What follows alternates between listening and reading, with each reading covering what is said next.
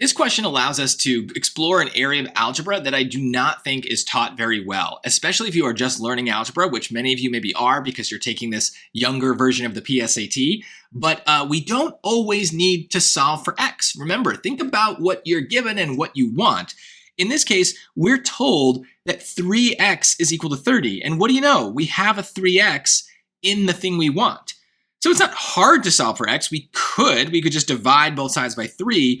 Or we can substitute this entire piece in, right? If 3x is 30, then this just becomes 30 minus 12.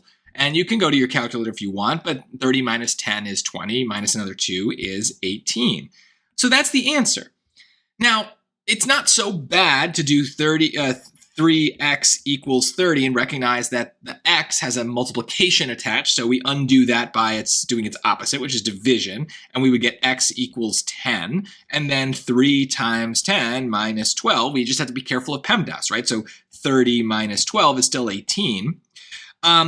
Now, I don't know where some of these other answers come from. A lot of times with the SAT, they know which kind of algebra mistakes we're going to make, and they purposely make those the wrong answer. So I would have expected 10 to actually be an answer here to try to catch people who just habitually solve for x and just kind of end it there. But they didn't do that. They will do that on harder questions. But I really want to stress this idea that you don't always need to solve for the variable. Pay attention to what they're asking for. Sometimes it makes sense to kind of treat these kind of groups of letters and numbers as a unit and move that throughout our process. There will be harder questions where it will be impossible to solve for the variable, and we'll need to think that way, where we're thinking in terms of groups. So get used to on the easy stuff because it's going to come up in later stuff, and I don't think that your teachers in school emphasize that enough. They just kind of drill you like a robot into solving for x every time, but it's complicated, and so you got to be ready for those weirder situations.